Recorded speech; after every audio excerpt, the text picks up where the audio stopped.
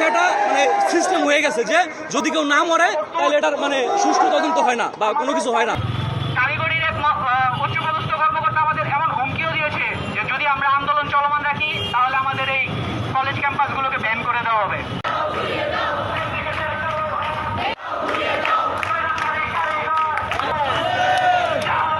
গত 2 মাস ধরেই আন্দোলন চলমান। আমাদের যে ইঞ্জিনিয়ারিং কলেজগুলো আছে এগুলো ঢাকা ইউনিভার্সিটির আন্ডারে ছিল, কিন্তু ঢাকা ইউনিভার্সিটি আমাদের যে সমস্যা, আমাদের শিক্ষক সংকট, আমাদের ল্যাব ফ্যাসিলিটিস কম, আরও অনেক রকমের আমাদের যে একাডেমিক সমস্যা সেগুলোতে কখনোই কর্ণপাত করে না। এবং তাদের এই অবহেলার ফলে আমাদের প্রতিনিয়ত আমাদের যেই তাদের কোনো ভূক্ষেপ নাই, তাদের কোনো মাথা ব্যথাই নাই আমাদের নিয়ে। তো সেই প্রেক্ষিতে আমরা বিআইটির জন্য আন্দোলন করছি।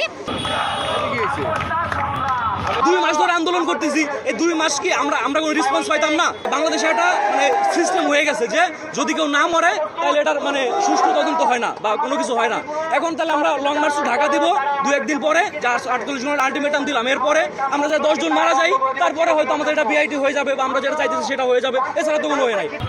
কারিগরির এক উচ্চপদস্থ কর্মকর্তা আমাদের এমন হুমকিও দিয়েছে যে যদি আমরা আন্দোলন চলমান রাখি তাহলে আমাদের এই